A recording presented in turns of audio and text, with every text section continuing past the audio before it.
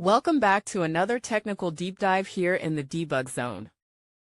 Today we're tackling a big question and breaking it down with insights from other users. Hopefully this clears up some misconceptions and helps you get the answer you need. So buckle up, stay a little curious, and let's jump right in.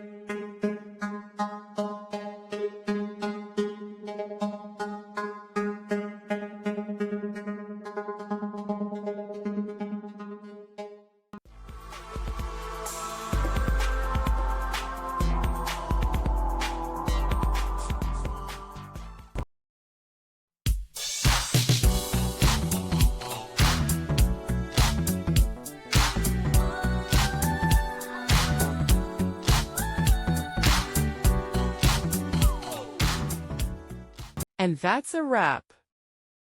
I hope you found the answer you were looking for. If you did, take a second to hit that subscribe button. It really helps out.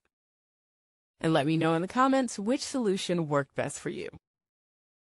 See you next time in the debug zone.